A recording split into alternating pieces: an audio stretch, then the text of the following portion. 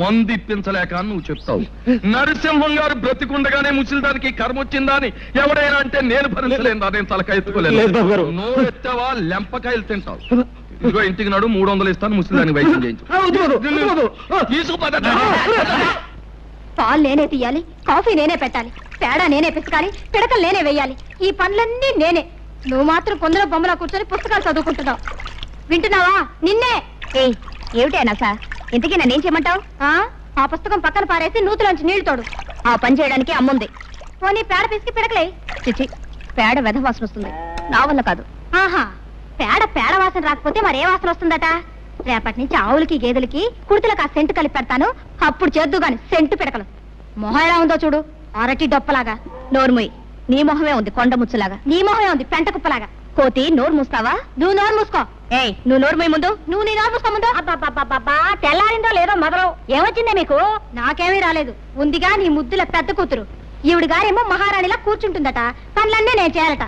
అసలు నాకు తెలియకడుగుతాను, ఏమిటి ఈవిడ గారి గొప్ప? దాని సంగతి నీకు తెలుసు కదే. నువ్వు చేయగలిగినంత వరకు చెయ్యి, మిగతా పనులు నేను చేస్తాను. ఏమిటి అక్క చెల్లెళ్ళు ఇద్దరు చెట్టుపట్లు ఆడిపోతున్నారు? నువ్వేమైనా అన్నావా? అయ్యో, ఏమన్నా అంటే ఊరుకుంటారు మీ పిల్లలు. ఇది రోజు ఉండే భాగవతమే గాని ఎందుకో పిలిచారు చెప్పండి. 300. 300? ఎందుకు? తర్వాత చెప్తాను, ముందు. ఏమిటండి తర్వాత చెప్పేది? ఊళ్ళో ఎవరికో ఏదో వచ్చి ఉంటుంది, తగ్గుతున్న అమ్మా అని తయారయ్యారు ఉపకారానికి. నెమ్మదిగా మాట్లాడు, ముందు. నేను ఇవ్వనండి. ఇవ్వను. నా కోపం వస్తుంది. ఏం చేస్తారు? ఏమైనా చేస్తాం. నేను ఇవ్వనంతే. ఇవ్వమంటున్నాను. చెప్పాను. Silence silence silence. తూర్పున సూర్యుడు ఇంకా దిద్దనే లేదు, మీరు అప్పుడే కాకా గాఘా మామాల దాకా వచ్చేసి గుణింతాలు దిద్దేసి చాచా చీచీలు అనేసుకుంటున్నారన్నమాట. మీకు బొత్తిగా భయం లేకుండా పోయిందిరా.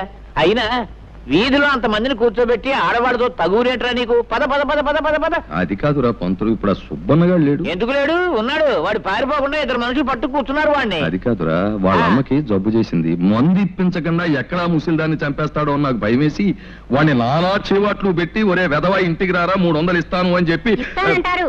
ఉపకారానికి ఊరిని ఉద్ధరించడానికి మనకున్న 25 ఎకరాల పొలాన్ని 5 ఎకరాలు చేశారు. 2 ఆడపిల్లలు పెళ్లికి ఎదిగిన ఎత్తి మీద కూర్చున్నారు. ఆ రాంబాబు దయదలిచి వ్యవసాయం చేస్తున్నాడు. కనీసం ఎరువుల కన్నా డబ్బు లేకపోతే ఏం బాగుంటుంది? ఆ డబ్బు తీసుకెళ్లి ఎవరికో ఇస్తానంటారు.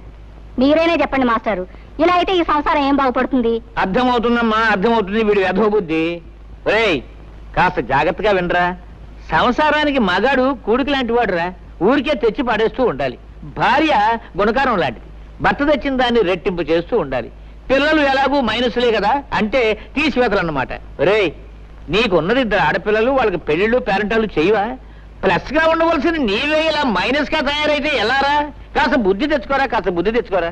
ఇదిగో వీడు ఉత్త తెలుగు మాస్టారు, వీళ్ళ లెక్క నువ్వేం పట్టించుకోకు. ఈవేళ నా పరువు కాపాడు. పరువు అన్నాక చేస్తానా? తెస్తాను ఉండండి. జానకి, బావకు టిఫిన్ పట్టుకెళ్ళమ్మా. పడుకో. అదే మరదల పిల్ల సరిగ్గా సమయానికి వచ్చావే. ఇవాళ ఏరువా కదా, నువ్వు పూజ చేసి కొబ్బరికాయ కొట్టు నాగలికి ఎదురుగా వచ్చావంటే ఏడంతా బంగారం పండిస్తానే. మరీ అంత బంగారం పండితే తిండి గింజల కోసం జనం ఇబ్బంది పడిపోతారు గాని, ఇదిగో ఈ టిఫిన్ నీకిమ్మని అమ్మిచ్చింది. ఇది తినేసి నీ కొబ్బరికాయ నువ్వే కొట్టుకో. అదే కుదరదే, ముందు దీని సంగతి తెలుసుకోడా. అవతల నాకు చాలా పనుంది, నేను వెళ్ళాలి. నీకు అసలు బుద్ధిందా? చెట్టిందా బావు గారిని, కాబోయే మొగుడు గారిని నోరు తెరిచి కొబ్బరికాయ కొట్టమని అడిగితే నాకు అవతల పనుందని వెళ్ళిపోతావా?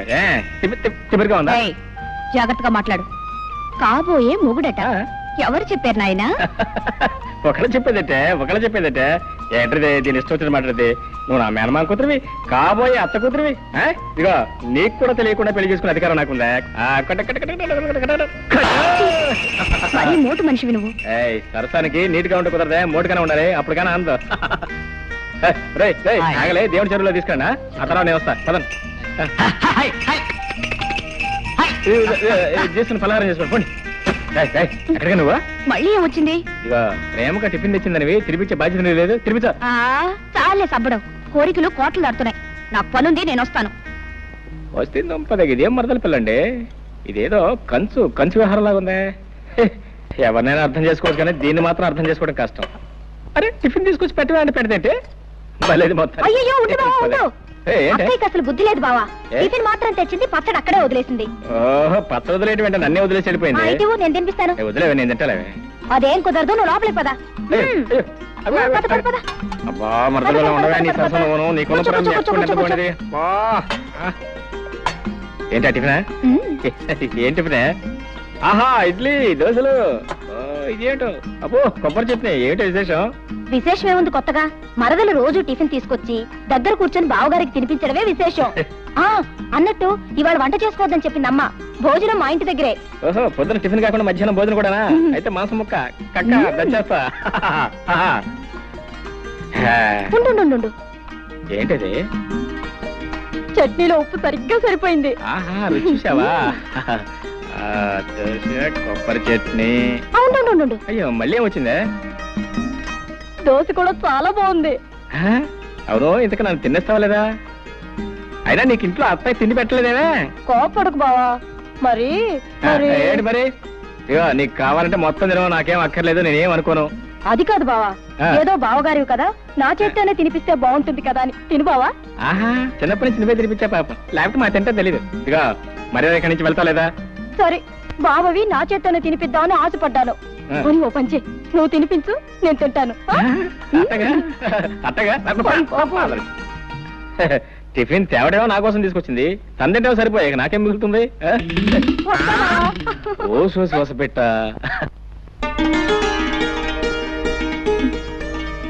రావుడు గారు షావుకారు కొబ్బరికాయలు డబ్బు పంపాడా? సాయంకాలం తెచ్చిస్తానన్నాడమ్మా. తను వెళ్ళి వెంకయ్య పిలుచుకో. అలాగేనమ్మా. రావులమ్మా ఏమిటి అలా ఉన్నావు? పెద్దయ్య గారికి ఇప్పుడు 3 సార్లు కాఫీ తీసుకెళ్ళి ఇచ్చానమ్మా. తుప్పుకుని మొహాన్ ఉమ్మేసి ఒకటే తిట్టడం మొదలెట్టారు. ఆయనకి మీరు ఇస్తే గానీ కుదరదమ్మా. వెళ్ళండమ్మా వెళ్ళండి. తాతయ్య చాలా కోపంగా ఉన్నారా? వెళ్ళండమ్మా, మీకే తెలుస్తుందిగా. తను వెళ్ళి కాఫీ తీసురా. తాతయ్య కాఫీ. తాతయ్య లేదు, పీతయ్య లేదు. నీకే? నువ్వు హాయిగా కాఫీ తాగి టిఫిన్ తిని తిరిగ్గా వచ్చావు. ఇక్కడ దిక్కు ముక్కులేనివాడు ఒకడు ఉన్నాడు. నువ్వు వచ్చి కాఫీ ఇస్తే తప్ప తాగడం అన్న సంగతి నీకు గుర్తుంటేగా. నాకే వద్దు. ఒక్కరోజు కాస్త ఆలస్యంగా వస్తే ఇంత కోపగించుకోవాలా? నా మంచి తాతయ్య కదూ, తాగు. తాగమంటే తాతయ్య నా కోసం.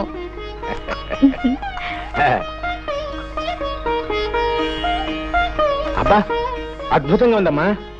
ఆ పని మనిషి ఇందాకిస్తే అవతల పారేశాను, అసహ్యంగా ఉందని. ఏమిటి ఏమిటా నవ్వు? ఎందుకు? నువ్వు బాలు తను పారేసిన కాఫీ ఇప్పుడు తీసుకొచ్చాను. అమ్మ బాడవా. చిన్నబాబు, టిఫిన్ అంతా ముందు పెట్టుకుని తినకుండా తపస్సు చేస్తున్నావేంటి? తినడానికి తిథి ముహూర్తాలు ఏమైనా ఉన్నాయా? ఉన్నాయి, అందుకే వెయిట్ చేస్తున్నాను. ఏమిటవి? నువ్వు రావటం తిది, తినమని చెప్తాం ముహూర్తం. రోజు నువ్వు చెప్తా అలవాటు అయిపోయి నువ్వు రాకపోతే అసలు తినబుద్దే కావటం లేదు. నువ్వు పట్నంలో ఉన్న 4-5 సంవత్సరాలు ఏవి తినకుండానే ఎలా బ్రతికావు? అదేమిటి? అక్కడ నేను లేనుగా.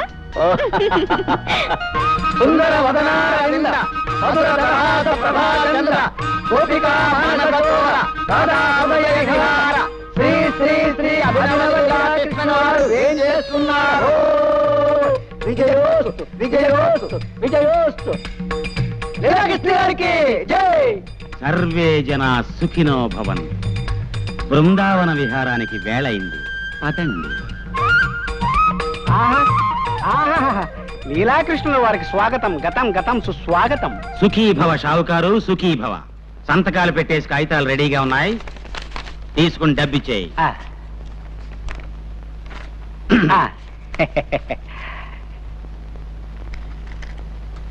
ఇదిగో బాబు, మాకివ్వాల్సిన బాకీ పోను, మిగతా మీ సొమ్ము తీసుకోండి. బాబు, సంవత్సరానికి ఇలా 4-5 ఎకరాలు అమ్మేస్తుంటే ఎలా బాబు? పిచ్చివాడా, అమాయకుడా, నీకిప్పటికి చాలా సార్లు చెప్పాను, మళ్ళీ చెప్తున్నాను విను. కృష్ణుణ్ణి నమ్ముకుని బతుకుతున్న వంశం మాది. మా తాతగారి పేరు గోపాలకృష్ణుడు. ఆవుల వ్యాపారం చేసి చాలా గడించాడు. ఫ్లూటు కచేరీలు చేసి ఆయన సంపాదించాడు. పోతే నా పేరు లీలాకృష్ణుడు. ఏమీ చెయ్యను. బృందావనం లాంటి పల్లెల్లో లీలలు మాత్రం చేస్తుంటాను. నీకు తెలుసుగా నా లీలలు? తెలియకపోవడం ఏంటండి, నెలకి 3 తగులు 6 జరిమానాలుగా వెలిగిపోతున్న మీ కీర్తి చుట్టుపక్కల 7 గ్రామాల దాకా పెరిగిపోయిందండి. నీకు అసలు బుద్ధి లేదయ్యా.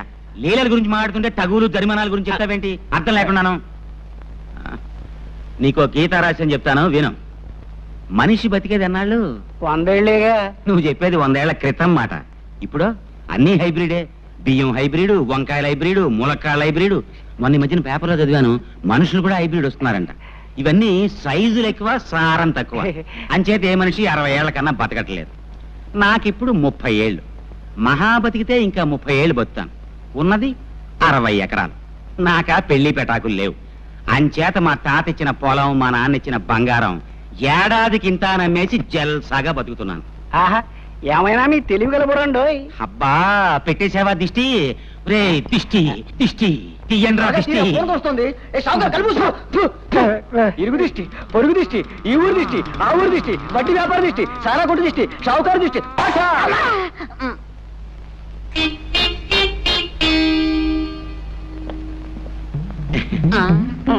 సర్వే జనా సుఖినో భవంతు, సుఖినో భవంతు. ఒరే సింహం, నీ పద్ధతి ఏమి నాకు నచ్చలేదురా. నీ పద్ధతి నాకు నచ్చలేదు. ఏమిట్రా నా పద్ధతి నీకు నచ్చంది? నీకేమిటో నా పద్ధతి నచ్చింది. చెప్పమంటావా? ఊళ్ళో ప్రతివాడి అవసరానికి అడ్డం పడిపోయి ఉపకారం అనే పేరుతో ఉన్నదంతా తగలబెట్టేస్తున్నావు. రే పిచ్చి పంతులు, నన్ను మాట చెప్పమంటావా? మనిషి అన్నవాడు ఎవ్వరికీ ఉపయోగపడని బ్రహ్మచముడు తుప్పలా బతకూడదరా. 10 మందికి ఉపయోగపడే కరివేపాకు చెట్టులా బతకాలి. అది చూడు, కోసే కొద్దీ చిగురిస్తుంటుంది. మనం అంతే. అలాగే తాలింపులో వేసుకుంటారు, తినేటప్పుడు తీసి అవతల పడేస్తారు ఆ కరివేపాకుని. నీకు బుద్ధి ఉందిరా వేధవా? నువ్వే వెధవ. నువ్వే వెధవి. నువ్వే వెధవ. నువ్వే వెధవనా? వెధవి. నువ్వే వెధవన్నారు వెధవి. నేనే వెధవనా? నేను వెధవనా? నువ్వు కాదు. నువ్వు కాదు. ఏంటి మామూలు ఇద్దరు పోటాడుకుంటున్నారు? ఏం లేదండు, ఏది చెప్పినా బెత్తం బుచ్చుకు మరీ బుద్ధి చెబుతాను. నేనేం చంటుకురానా? పంతులు గారు కదా. అలా చెప్తే కానీ వీడికి బుద్ధి లేదు. సర్లే, ఎరువులకు పట్నం వెళ్తాన్నావు, వెళ్ళేటప్పుడు మీ అత్తయ్యని అడిగి డబ్బు తీసుకెళ్ళి. వెళ్ళక్కడ ఉంది డబ్బు. వెంకటకి ఎప్పుడో ఇచ్చేసాడు అన్ని వెదోకౌర్లు. నోర్మి అది కాదండు. నాకు తెలిసిన మావయ్య, నువ్వు ఇలాంటిది ఏదో చేస్తావనే డబ్బు నేను సిద్ధంగానే పెట్టుకున్నాను. వస్తా పొలంలో పొలం. సాయంకాలం రచ్చబండ దగ్గర తగు ఉంది. ఏది ఆ లీలాకృష్ణ గారి తగ్గనా? వస్తా పంతులు గారు. ఆగండి ఆగండి, పంచాయతీ పెద్దలారా ప్రజలారా శాంతించండి. అసలు జరిగింది చెప్పేస్తాను. ఆ అమ్మాయి నడిచి పెడుతోంది. నా చేతికి వాచి లేదు. టైం చూద్దామని పవిత్రంగా ఆ అమ్మాయి చేయబట్టుకున్నాను. అంతే, నేనేదో మానభంగం చేయబోతున్నానని భయపడిపోయి పీక తెగిన మేకలాగా అరవటం మొదలెట్టింది. నే భయపడి నోరు నొక్కేశాను. ఇంతలో ఈ రాంబాబు వచ్చి నన్ను ఎడాపెడా వాయించేశాడు.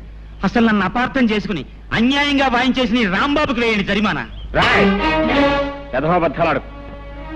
నువ్వు ఆ అమ్మాయిని అల్లరి పెట్టావు కాబట్టి నేను చేయి చేసుకోవాల్సి వచ్చింది. మర్యాదగా నిజం ఒప్పుకో. ఏంటి అలా మీదకి వస్తున్నావు? మళ్ళీ వాయించేస్తావా? నీ మొహాన్ని నేను మళ్ళీ వాయించాలా? మర్యాదగా చేసిన తప్పు ఒప్పుకుని క్షమాపణ పెడుకున్నావా సరే, లేకపోతే నేను కాదు వీళ్ళంతా కలిసి తంతారు. మావయ్య, జరిగినట్టు చెప్పాను. తర్వాత తీర్పు మీ పెద్దల ఇష్టం. వస్తా. ఆడేం చేస్తారా? ఆడికి వేయాల్సిందే శిక్ష. సుబ్బమ్మ పట్ల ఈ లీలాకృష్ణ అసహ్యంగా అసభ్యంగా ప్రవర్తించినందుకు 500 రూపాయలు జుర్మానా విధించడమైనది. ఇది పంచాయతీ తీసుకున్న నిర్ణయం. ఏమంటావు రత్తయ్య బావా? ఇంకో 100 అయితే బాగుంటుందేమో. అయ్యా, నీ మాట ఎందుకు కాదనాలే?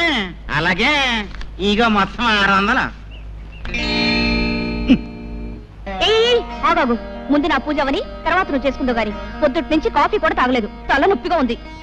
పూజ దగ్గర కూడా నీ బడాయి వెళ్ళపోయాలా? అన్ని నీ ఇష్టమేనా? అసలు ఏమిటా నీ గొప్ప? తర్వాత చెప్తాలే, గొడవ చేయకు. తప్ప చేసుకో చేసుకో.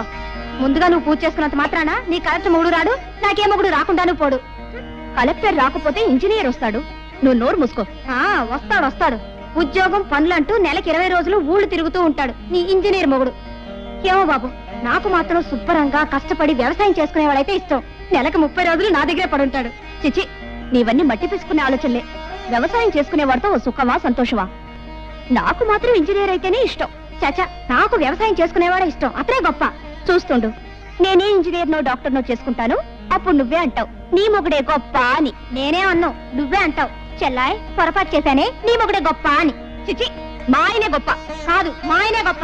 మా ఆయనే గొప్ప, మా ఆయనే గొప్ప. మీ ఆయన కంటే మా ఆయనే గొప్ప, మీ ఆయన కంటే మా ఆయనే గొప్ప. అబ్బబ్బబ్బా, ఆపండమ్మా మీ గొడవ. అమ్మా, నేను ఒక్కటి అడుగుతాను చెప్పండి. మాకు తెలియకుండా మీరు పెళ్లిళ్ళు ఎప్పుడు చేసుకున్నారు? మీ మొగుళ్ళు ఎవరు? వాళ్ళ పేర్లు ఏమిటి, ఊళ్ళో ఏమిటి చెప్పకుండా వెళ్ళిపోతారే. అసలు నేను చెప్పేదేమన్నా వింటున్నావా? వాకిట్లో కళకళ్ళాడే ముగ్గు పెడితే లక్ష్మీదేవి కిలకిల్లాడుతూ లోపలికి వస్తుందట. ఆడపిల్లలు ముగ్గు పాలతోనే ముగ్గు పెట్టడం నేర్చుకోవాలి. పుస్తకాలకే ఎప్పుడైనా చదువుకోవచ్చు. పొద్దున్న లేచినప్పటి నుంచి నన్ను సాధించడం తప్ప వేరే పని లేదా నీకు? అసలు ఇప్పుడు నేనేమన్నాను? ఏదో మాట వరుసగా చెప్తున్నాను.